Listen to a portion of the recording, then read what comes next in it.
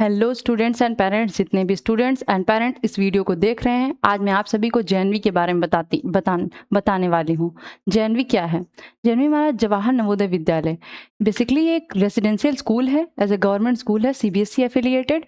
इसमें जो rural areas के बच्चे होते हैं उनके लिए ये रेजिडेंशियल स्कूल बनाया गया है, जो बिना किसी आर्थिक सामाजिक पृष्ठभूमि के बिना उन्हें एक अच्छा क्वालिटी एजुकेशन मिल सके, उन्हें एक अच्छा पर्सनालिटी डेवलपमेंट मिल सके।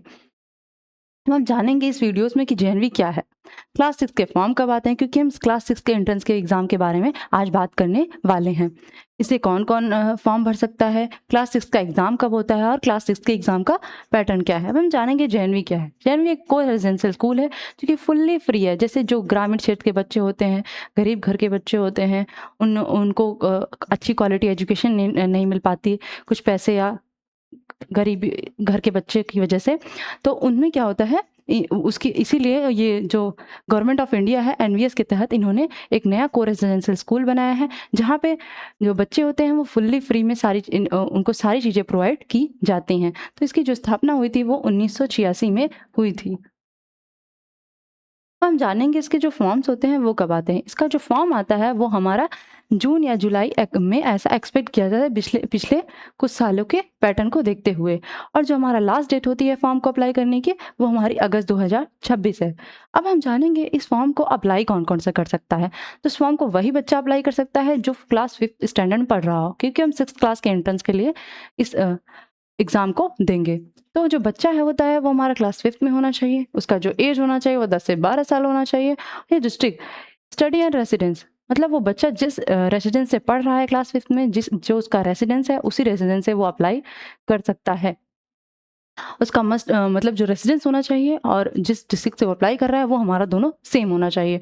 और जो अटेम्प्ट है वो हम एक ही बार दे सकते हैं। अगर बच्चा 5th में दे रहा है तो एक ही बार उस अटेम्प्ट को दे सकता है। तो हम जानेंगे कि इसका एग्ज़ाम पैटर्न मतलब एग्ज़ाम कब होता है। इसका जो एग्ज़ाम होता है वो 2 फेजेज़ में होता है, फेज़ 1 में और फेज़ 2 में। फेज़ 1 में जितने बच्चों ने फॉर्म फिल किया है स्टार्टिंग में, उन्हें फेज़ 1 में जो डेवलप्ड एरिया है, उत्तर प्रदेश, बिहार, राजस्थान, हरियाणा, दिल्ली, ये सारे अदर स्टेट्स जो हैं जो डेवलप्ड एरिया हैं, उनका एग्ज़ाम जो एक्सपेक्ट किया जाता है ऐसा जनवरी 2027 में। लेकिन जो फेज़ 2 का एग्ज़ाम होता है ये ऐसा एक्सपेक्ट किया जाता है अप्रैल में। तो जो पहाड़ी क्षेत्र के होते हैं, अंडर डेवलप्ड एरियाज़ होती हैं, वो हमारी जैसे कि पहाड़ी क्षेत्र हो गए, जम्मू कश्मीर, मेघालय, मिजोरम, ये सारे एरियाज़ हो गए अंडर डेवलप्ड, इनका जो एग्ज़ाम एक्सपेक्ट किया जाता है ये हमारा अप्रैल में एक्सपेक्ट किया जाता है।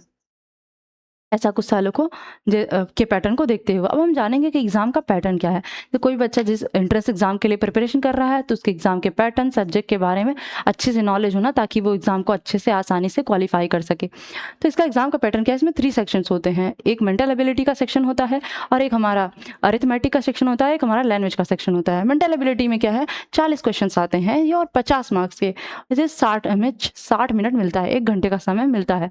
ये क्या है, इसमें रीजनिंग के टॉपिक्स होते हैं, जो फिगर वाले क्वेश्चंस होते हैं, पेरेंट्स जानते होंगे, फिगर वाले क्वेश्चंस होते हैं, वो इसमें पूछे जाते हैं। और जो अरिथमेटिक होता है उसमें 20 क्वेश्चन आते हैं 25 मार्क्स के, और आधे घंटे का समय हमें मिलता है। इसमें बेसिक मैथ्स पूछी जाती है, डेसिमल फ्रैक्शन, एचसीएफ, एलसीएम ऐसे। और जो हमारा ये लैंग्वेज टेस्ट होता है, लैंग्वेज में हमारा बेसिकली हिंदी इंग्लिश रहता है। तो ये हमारा जो लैंग्वेज रहता है टेस्ट होता है, ये भी वही 25 मार्क्स के होते हैं, और इसमें भी हमें समय जो मिलता है वो हमें आधे घंटे का समय मिलता है। ये हमारा रहा सारी इन्फॉर्मेशन जेएनवी के बारे में। तो जैसे कि जो बच्चा है, जैसे उसने फॉर्म अप्लाई किया हमारा जून में, और एग्ज़ाम का जो डेट होती है वो हमारी जनवरी में होती है। तो जो बच्चा है जिसको पूरा 4 से 5 महीने उसको एग्ज़ाम के लिए आराम से प्रिपरेशन के मिल जाता है, तो अगर वो अच्छे से गाइडेंस में अच्छे से प्रिपरेशन करता है तो उसका एग्ज़ाम आसानी से क्वालिफाई हो सकता है। तो आज की वीडियो में ये सारी इन्फॉर्मेशन हो गई। अगली वीडियोज़ में हम सिलेबस के बारे में बात करेंगे। धन्यवाद।